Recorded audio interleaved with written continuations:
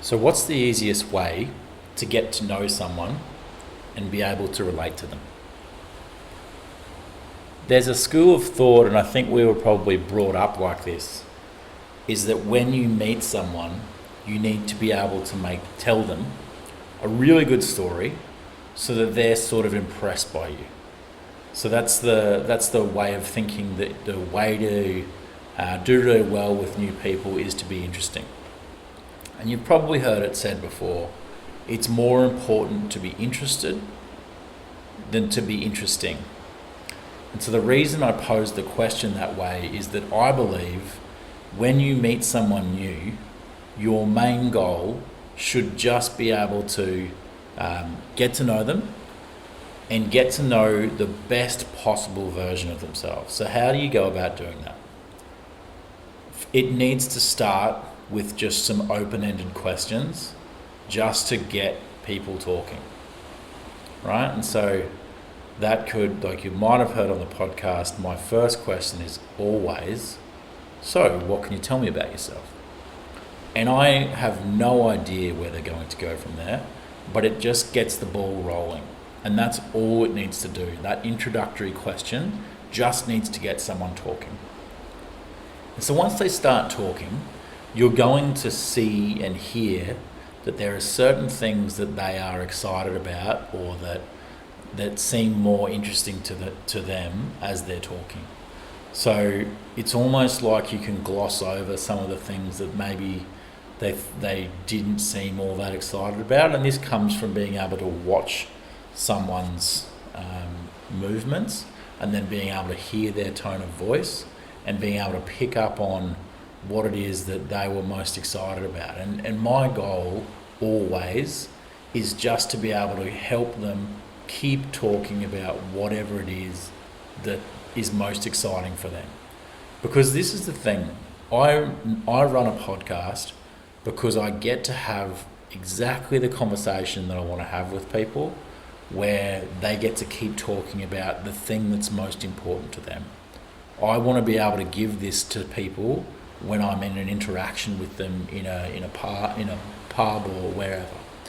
So, and because I realise that a lot of people actually don't get a chance to talk about what it is that lights them up.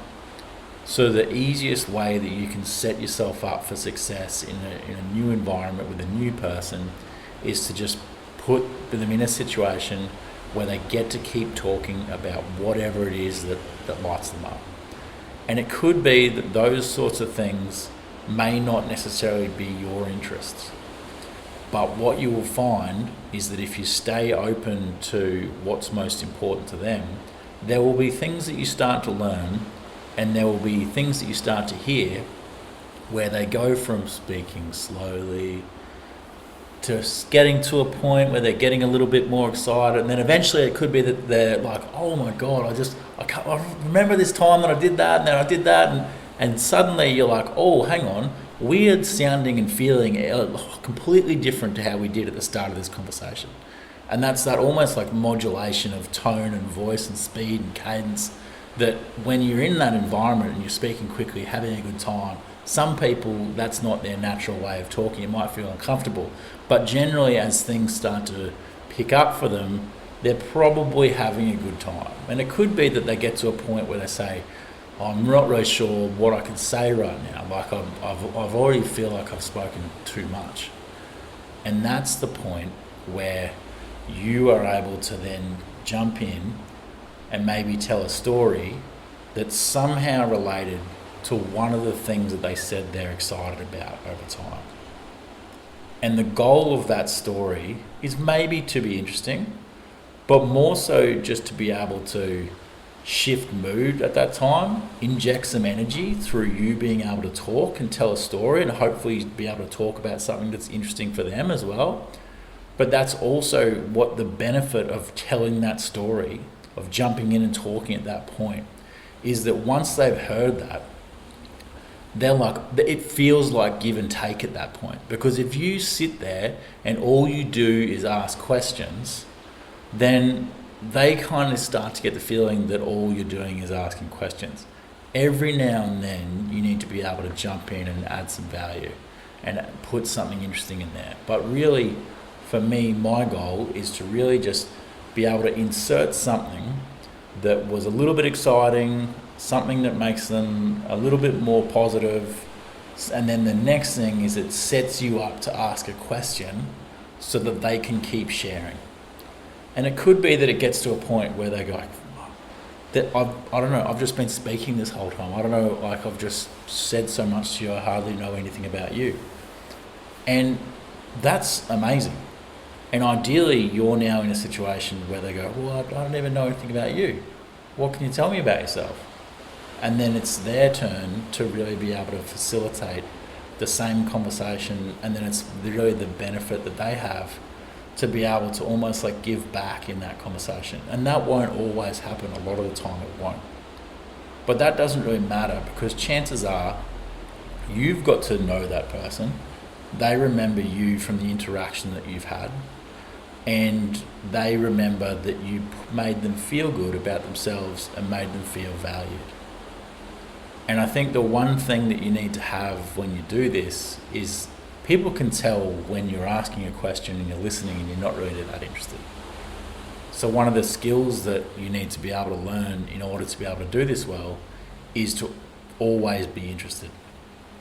Like, it could be something that doesn't really interest you, but it's just trying to work out how it is that from some point of view you can understand why this person is so interested in it.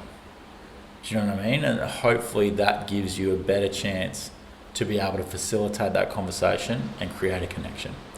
So this could be used with a new friend, this could be used on a date, this could be used in a sales conversation, it could be used anywhere where you're meeting new people. It's one of the skills that I've worked on, just rehearsing over and over and over again and making sure that I'm good at it and it feels natural, because it's what I most like doing, being able to speak with people. So I'm 37 right now. I'd like to be able to use this for at least the next 40 years. It's a skill that I've developed probably over the last maybe 10 years. But it's something that everyone can develop, and the benefit that you have is that every person gets to show up as the best person possible in front of you, because your goal is to help them do that. So I'm going to touch on a few things in some of the upcoming conversations about some of the other things you can do along the way, but hopefully this is a good intro to make you have an understanding of how you could go from stranger to acquaintance to friend over a period that's relatively quick, through setting yourself up for a conversation with someone where they get to fully be themselves and talk about what most excites them. Thank you. Bye. All right, so we've looked into meeting new people and understanding how to get to know them. The next thing that I'd like to talk about is, how do you rebuild confidence after a breakup? Now, it's no new knowledge to anyone that over 50% of all marriages end in breakup. And you may have had quite a few relationships that lead up to that marriage that may have been a reasonably long relationship that ended in a breakup. And that was the case for me. And I realise that when that happens, and especially when it's a little bit unexpected, it feels like your whole world has been rocked. And it could be that you thought that you never needed to worry about going out to meet someone or find someone again, because you thought that you'd already played that game, done that job, whatever.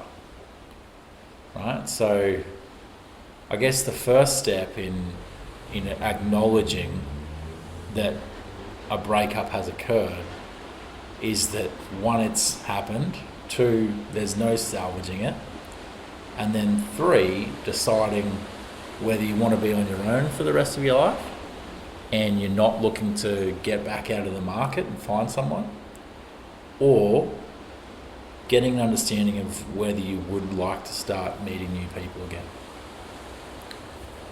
And I think either of those options is good. The first option in deciding that you want to be on your own is something that I'm going to touch on in a couple of episodes from now, in terms of learning to become more self-sufficient. But in this particular episode, I'm going to touch on just getting yourself to a point where you go from being in a relationship, feeling like you don't need to, maybe you stop putting in a little bit of effort, feeling like maybe you don't need to show up with new people in a way where you might appear attractive or something along those lines, and then getting to a point where you can put yourself out there in the best way possible to give you the best possible opportunity to keep moving upwards in the sort of mates that you can attract. Right? It could be that you are over the moon with your last partner and you decide you want to do at least as well as that. Typically, people don't want to move backwards. They might feel that they're not in the situation that they were when they met that person, though. And so it's an interesting thing to get to a point where you go, all right, well, where am I at right now? How am I going to make this work? How am I going to put myself in a position where I'm confident enough to go out and meet new people and show up as that hopeful person in meeting potentially a lot of people that weren't the right person for you, in knowing that you're going to find that person and that you're willing to keep trying until the right person shows up. And when you're in an environment meeting new people, you can show up in such a way that you expect that most new people are going to want to spend time with you. How do you build that confidence? Well, I think the first thing is you're entirely responsible for how you look and how you feel. And the feel one might be a really hard pill to swallow, because it might feel like you're flat and down and depressed and you can't change that. But the fact of the matter is, even though you're going through a breakup, if you go out and try and meet new people, regardless of how good you look, and you feel flat or down or depressed, it's unlikely that you're going to be able to connect with them in such a way where they go, geez, I just really like that person. I want to hang out with them more. Right? So I think the big thing for me in rebuilding confidence is starting to do all the right things to start looking the way that I want to look. And I think this is one of the things that you can let yourself go a little bit in a relationship, or when you get back out looking to meet people, really you want to be looking as good as you possibly can. So part of that confidence is knowing that you're eating well, you're exercising regularly, you're fitting your clothes well, you're wearing the right sorts of things to be positive and happy. And I think the other thing is just knowing that you can have an impact on someone to make them feel like they want to hang out with you. So it could be that doesn't start with dates. It could be that starts with just hanging out with friends. Hanging out with friends and getting to the point where your friend goes, oh man, I just really want to hang out with you again. I had a good time with you. Do you know what I mean? Because like these old friends of yours, or they could be new friends, or it could be anyone. It's a difficult time where you feel like you just want to keep telling that sad story of a breakup. The fact of the matter is, you need to get over that story. Because not everyone wants to hear it. A lot of people have gone through something like that. But if you keep reliving that story over and over again, it will show up in the way that you meet people. So you need to work out a way to start telling yourself a new story. And I think the only way that you can do that is start really reconsidering how you'd like your future to play out. Having that vision of how it is you want to look, what sort of person you want to be with, and what it is you want to be doing with them when you start meeting people again.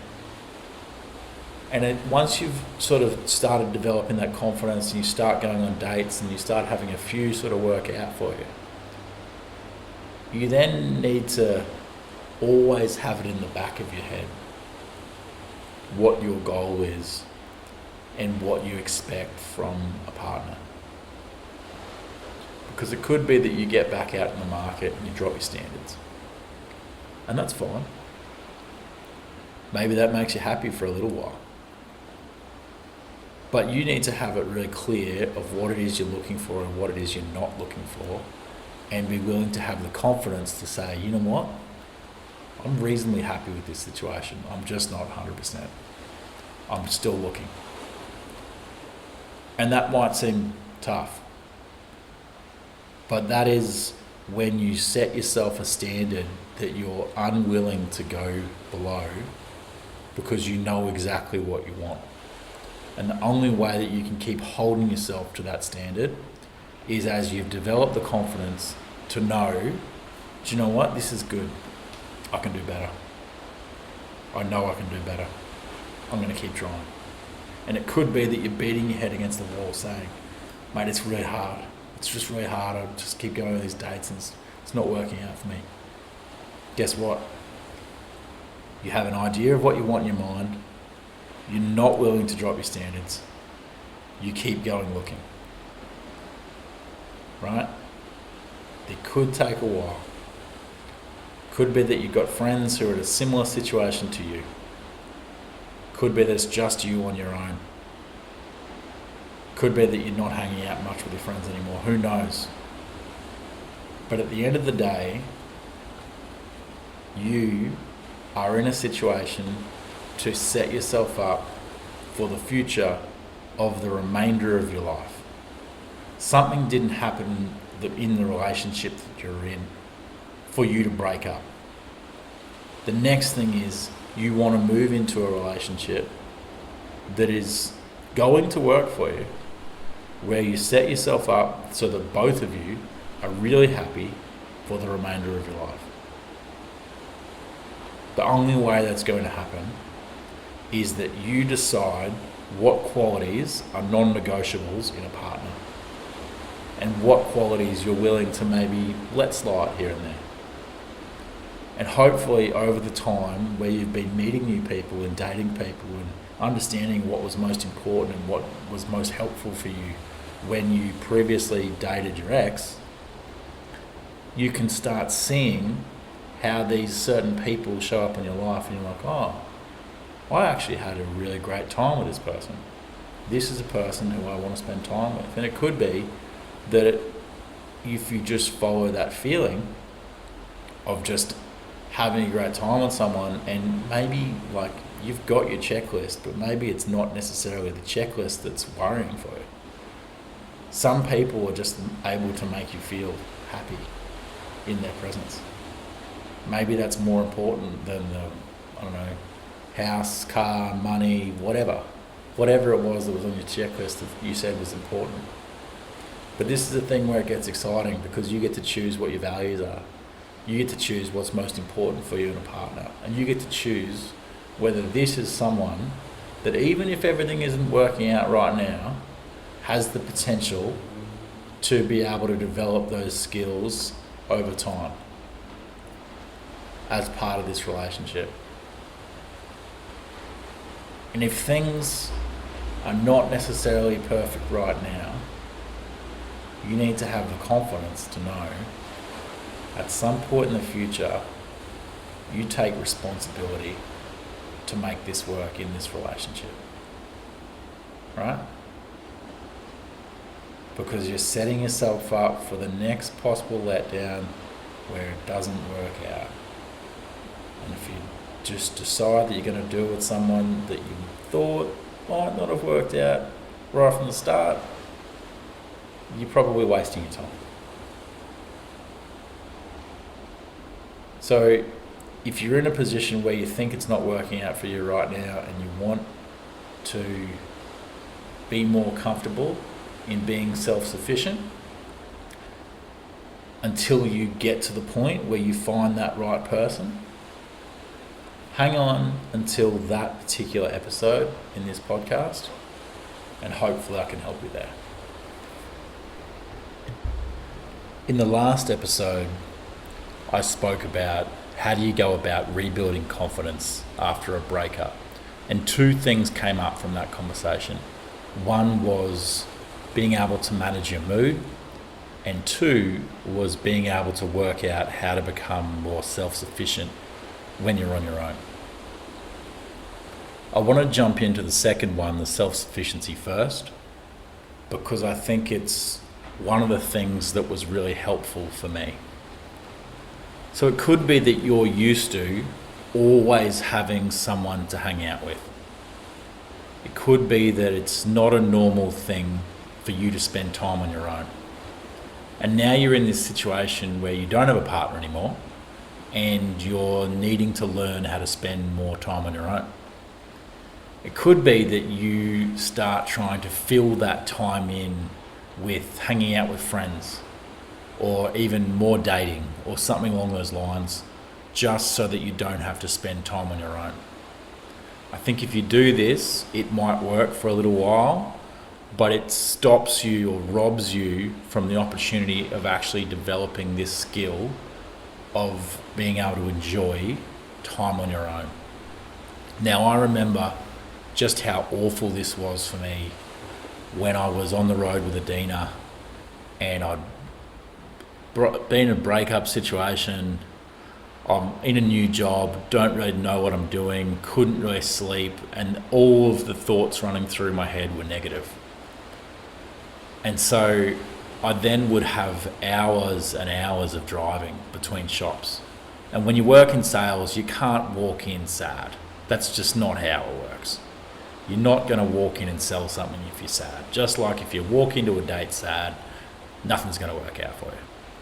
So I needed to learn how it was that I could basically, in that situation, and this becomes double pronged. One, be okay with hanging out with myself, and two, being able to manage my mood. But also knowing that when I do that, it's entirely on my own. And so I went from this position where, again, I couldn't really hang out in time on my own. I would force feed myself books or movies or something along those lines, anything to keep me occupied.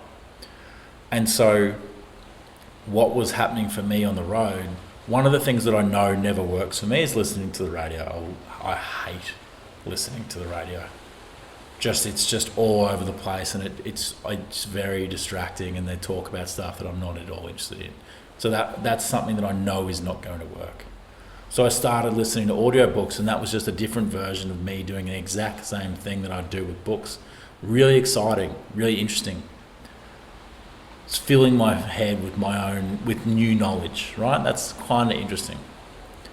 But what I ended up realizing was if I was going to show up positive at a shop, I needed to put myself in a state where I was actually feeling good. And I realized that I could spend a whole lot of time listening to audiobooks, but the last half hour of that drive needed to be listening to music, and it needed to be listening to music to put me in the mood of exactly the mood I wanted to be when I walked into that shop. So at the time I developed playlists of a whole lot of different artists for me to just be able to know I could grab something from those playlists and it would work. And just for me, listening to the radio, Spotify doesn't work for me, the same reason that the radio doesn't work for me. Because it'll go from one song that I love to the next song that annoys me, that is completely different genre to the song that was playing before. So for me, it's probably no surprise, I listen to a lot of DJs. Because I find that I can basically pick my mood, and then they'll also help me get into state, essentially. So I can just put something on in exactly the mood I want to be, and I'll just settle into that mood. And so for me, managing state, that was a big thing. But the other thing was, when I'm self-sufficient and I've got nothing happening with my time, one of my mates had actually sort of said to me back in Canada, "Mate, it's all well and good that you read all these books, but at what point do you start having your own thoughts?" And so recording something like this, or writing journals, or something along those lines, I get a chance to put what is in my head down on paper. I get a chance to start dissecting the way that I'm thinking.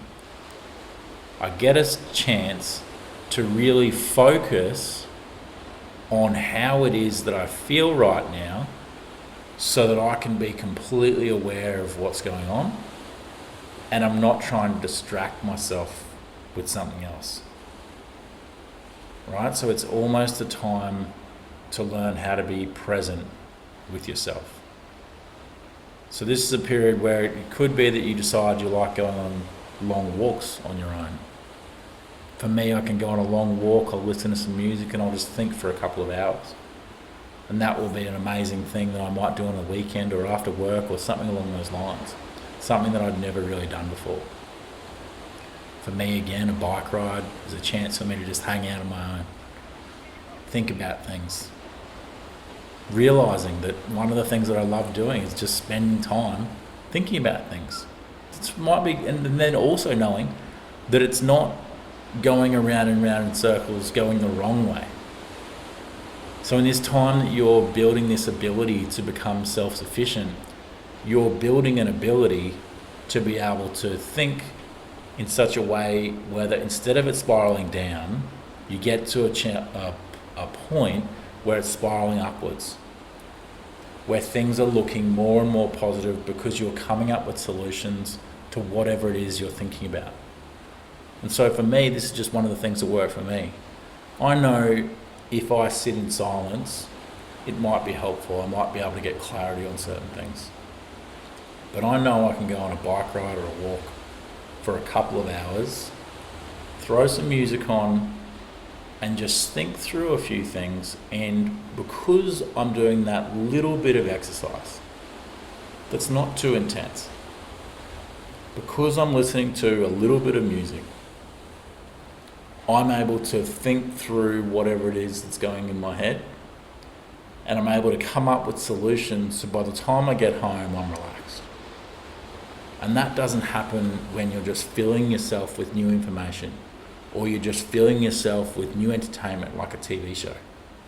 Because you can do all of those things and it might be pleasurable for a while, but if you haven't done the thinking to be able to put you in a better state, because you've already thought through the problems that are running through your head, then you've wasted that opportunity to spend time on your own to be able to get things sorted for yourself.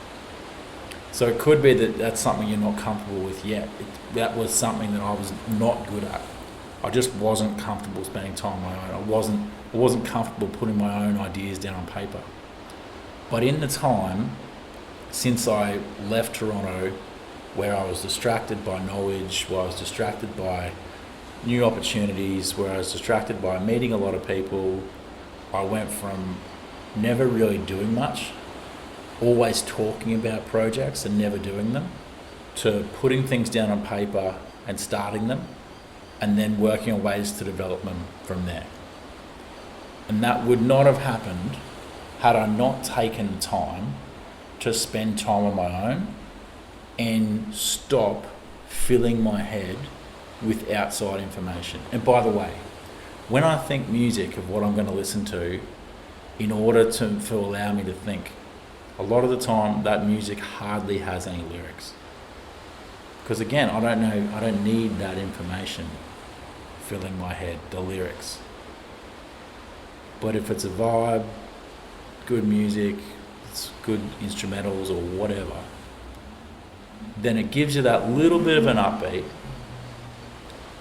helps you think just a little bit more upbeat and positive, makes solutions more achievable,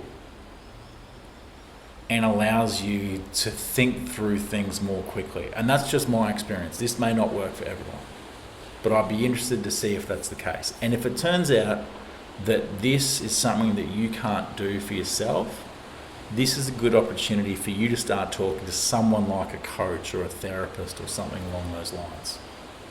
I find now I can set myself questions for me to answer, and I can work through them if it's something that I need to work through in my head. I find that I can now do that on my own. I find that I can do it via journaling, or I can do it via talking. I can be an idiot, like a weirdo, walking down the street talking to myself, setting myself questions, almost like coaching questions that I answer on the fly. But these are things that if I need to, if I have an hour when things aren't right, or it needs to be right within an hour, I know I can fix it. Because I've taken the time to spend time on my own, to work out what works for me, in order for me to think more positively and be able to pull myself out of sticky situations where it feels like everything is going wrong. And so if you're in a situation where it feels like you always need to keep filling your time with meeting new people or watching new shows or reading new books or listening to new podcasts, and you actually can't spend time on your own, I would encourage you to start thinking about how you can start doing just a little bit of it, adding a little bit of it into your schedule. Because I think there's a quote from Tom Hardy that basically says, once you realise just how great it is to spend time on your own, it actually will become difficult to spend more time with people. And I think partly now, I do love spending time on my own more than I ever have in the past. I still also love spending time with people, but I'm most productive when I'm on my own. I can throw ideas by people, but if I actually want to get things done, it's on my own. So I encourage you, if it turns out that something's not happening with dating or something along those lines, there will be people that you know who may have been single for a long time who've worked out how to do this. I wasn't single for a long time, but this is one of the great skills that I was able to develop that I think will be one of the most useful things that I'll be able to have learned for the rest of my life. Because I know if I have a full day where I can spend it on my own, that's a full day where I'm able to do whatever it is that's most important to me, and I know exactly what I need to do to set myself up for success in that situation. If you don't know how to do this yet, I'd be interested to see if somehow we might be able to find something that works for you. I hope in some way this has been helpful. The next one, we're going to jump into managing state. Alright, so in the last episode, we spoke about becoming more self-sufficient. In this episode, I'd love to talk about managing state. And I think for me, becoming self-sufficient and managing state were almost two sides of the same coin, because there is a chance that I almost had a little bit of anxiety of hanging out on my own, being in my own head, and so I needed to fill it with entertainment or learning or meeting new people. So now I know that I can manage state entirely on my own, and I think it could be that you already have a great time if you go out and hang out with people. Could be that is the environment where you find yourself feeling the most happy. But what I'd love to talk about is how you're going to set yourself up so that when you walk into that environment, you already feel as good as you could possibly feel. You've probably heard about how important it is to eat well. You probably realise that some sort of physical exercise is helpful, both for your mental state as well as the way you look and overall physical health. It could be that there are certain things that you know you can do that make you feel good. It could be that some of those things that make you feel good are not the best thing for you. Maybe it's being a bit stressed, having a beer when you get home from work. Maybe you're having too many of them. Maybe it's that feeling of like, oh, it feels good when I have a bottle of wine and watch a couple of TV shows. And yeah, that's fun. But it could be that you can work out, like I have, that a walk,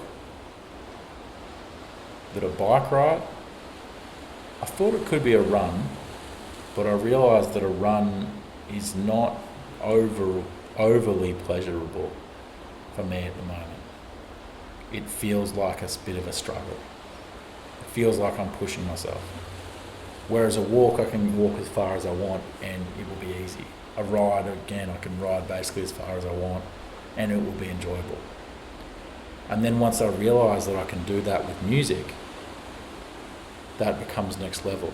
And then once I realise that you could do that with exactly the music that is going to put you into exactly the mood that you want to be when you show up for a certain situation, I realised that one of the most important things I can do is just have exactly the right music playing for me at exactly the right time. So that's a skill that I've developed for me over time. It may not work for you, but I know if I'm on my way to a date, like I remember actually before I even go on a date or going to beers with mates or something like that, I remember being in the sheds at rugby playing super excited dance music and I would be pumped, so pumped. And inevitably what would happen would be I'd go out into that field and I would drop my first pass or I would miss my first tackle because I was way too excited. And so I realised what worked for me in that environment was to just get quiet, to be calm when I went out to that field. Because once I got out of that field, I would know exactly what I needed to do and I'd be focused and ready to play. But if I'd pumped myself up, I was in the wrong situation. Now that's a little bit different for me to being social, right? Like I can, on my way, a lot of the time I'll drive out to things. So if I drive, I've got 20 minutes in the car, let's say, where I listen to exactly what I want to make me feel as good as possible. So when I walk into that pub or club or wherever, I've got a spring in my step. And as I said, in my last episode, I don't listen to the radio. I don't have a Spotify playlist. I have certain DJ mixes that put me in a certain state that give me exactly what I want. And I've got playlists of those DJ mixes that might be helpful for you. Some of them might be too excited. Some of them might be too calm. I don't really know. I don't know what feels right for you. But I know that there are certain things that I can do. And it could be, it's a couple of minutes of shadow boxing. Music on, shadow boxing. Music on, jumping around like an idiot as if you're at a festival. Do you know what I mean? Like it could be, like I love reading, but I'm not going to read a book before I go and hang out with someone because I'm just going to be too mellow. Do you know what I mean? Like it could be that you listen to a podcast that's a bit upbeat and exciting and that gets you in the mood. I don't really know. Maybe a pep talk is what works best for you. I've got no idea. But I do know that one of the best things that you can do is work out exactly what works for you and then be able to just jump straight into it as soon as you need it. So that you know I'm going into X situation, I'm going to do Y, it's going to get me Z result, and I'm going to be able to achieve exactly what I need in that situation. Because all of these things are tools. And if you know how your body responds to these tools, that gives you a certain level of power to know that regardless of what happens in your life, if everything is going wrong, if you're feeling flat, if you're feeling depressed, if everything is not working out for you, there is a reasonably high likelihood that you can do at least some of the things that you enjoy, and that will give you at least some of the result. And it's my belief now that it's more important for you to be able to shift your mood, to be able to walk into a situation and feel exactly the way you need to feel in that situation, than it is for you to be able to take in all the information so that you have all the knowledge. It's great to have the knowledge. But generally, especially if you're going to be hanging out with people, you just want to be able to show up in exactly the way you want to feel so that they can pick up on that feeling that you have, and hopefully even the company that I work for at the moment at Ray White, the slogan for Ray White New Farm, Toowong, Clayfield, East Brisbane is mood is contagious. So how are you going to set yourself up to be in the best mood possible so that however it is you're infecting someone with that mood, they find it helpful? Right? Because if you feel bad, they're going to notice they're going to feel that way. If you feel good, they're going to notice they're going to feel that way. If you meet them at a point where they're feeling reasonably good and you're able to leave them at a point where they're feeling amazing, then it's just positive mood contagion. And that's exactly what you'd love to be able to set yourself up for in every relationship in your life. That starts in you being able to manage your mood. That starts in working out exactly what it is that helps you feel exactly the way that you want to feel. There are certain things over time that I worked out work for me. Hopefully, some of these things also work for you. But we're all different. And it could be that there's something completely different to what I do that works perfectly for you.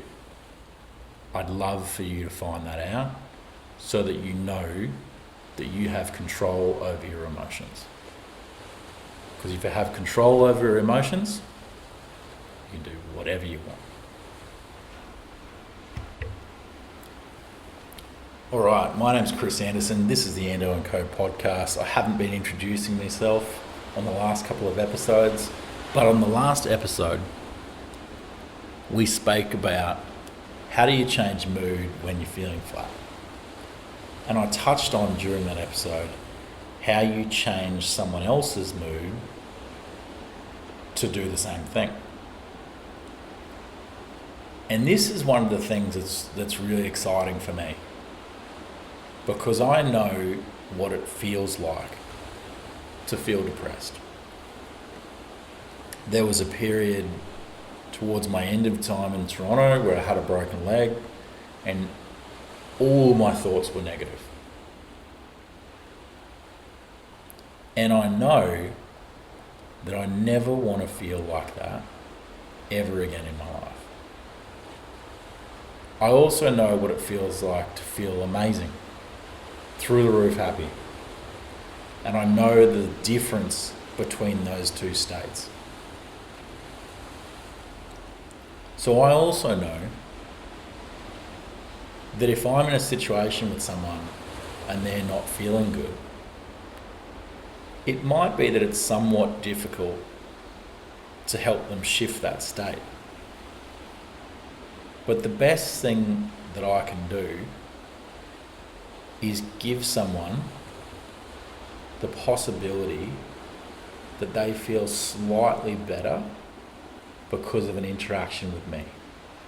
So in this episode, I'd like for you to be able to walk away knowing that if you see someone in this state, you can somehow help them shift that so that they can feel better and appreciate what you've been able to do for them. So I guess one of the biggest things when you find someone who's not necessarily feeling all that happy, positive, optimistic, you need to be aware that it could be quite uncomfortable if you walk in too many levels above them.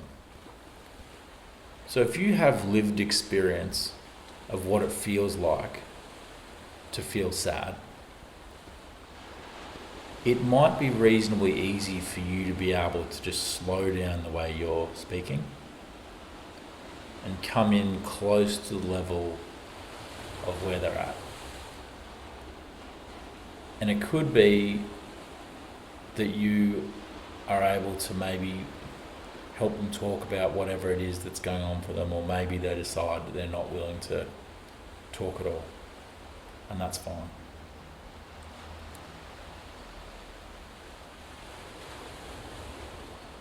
But I think all it really takes is just for them to know that you're there, willing to spend some time with them, to be able to hang out at their level with the hope that somehow you find some ways that things feel better for them over time. And it's like I spoke about earlier. If you don't know this person, it might be hard for you to understand what it is that lights them up. Could be that they're in a situation where they don't really want to talk, and so it's hard for you to find that out. But hopefully there are a couple of questions that you can ask to do exactly the same thing, to just understand what's important to them and place all of your attention on making sure that this interaction is about them. Because you do have a choice in this situation to maybe just leave and realise that it was a bit depressing in that situation. But I know what it feels like to go through depression, and I know that I felt at the time that I didn't really want to hang out with people because I was feeling like that. But if you're able to, if they're not wanting to talk, even just talk about some of the things that you know they're interested about. Maybe do it in such a way where, as I'm doing now, you start to shift the cadence. Hopefully get them from a state where they're talking really slowly to maybe a state where they start speeding things up a little bit. There's a little bit more excitement in their voice. Could be that you really just don't do it that way. Could be that you don't really talk. It could be that you find a situation where, again, you do it with music. You do it with something they've enjoyed reading. You do it with a movie that they love. Take the emphasis off them. If they're in that state, and you might be in this state as well, that things don't feel like they're working out for them, it might feel too hard to make an effort to make things change. But again, I find that if it's a movie, a sad person might want to watch a sad movie. It might be that you just might watch something that's not, like, you don't want to go further and further down that rabbit hole. How do you do something where it starts to lift things up over time? How do you start from listening to sad music to start listening to music that's a little bit more up-tempo? Right? How do you allow somehow that shift over time? Hopefully you're able to do it through conversation, but it could be that that's not necessarily what you can do at the time because it's so hard to get them to interact. At the end of the day, it's not up to you to facilitate this shift. You're just doing it almost as a favour. But once you become confident enough to know that you can regularly do this, you can see it in people all the time, and you're able to just jump in and tell a quick story or ask a couple of little questions or whatever to just jump in and change someone's thinking. And you can do it for yourself. You can do it for yourself. You can realise when people are doing it for you. But again, this is a skill that I only really learned after having had depression and becoming more empathetic towards people that go through that similar situation. So it's a skill that I've wanted to focus on developing over the last couple of years. Now, I know I haven't really outlined everything that you can do in this particular situation to make sure that you can help someone manage their state. But all you can really do is practice it with people where you realise that they're not quite feeling the way they'd like to feel, and just check and see, I wonder if I can do a couple of things to just make this person feel a little bit better. And once you know you can do it, you realise it's a muscle that you can flex. And it's something that people will really appreciate from you over time, especially in your relationships. If you realise your partner is a bit flat and you know the way to make them not feel that way, that's an asset that you will have for the rest of your life. So I hope this has been somewhat helpful. Feel free to reach out to me if you have any questions. Give me a call on 0424 682 636. Thank you.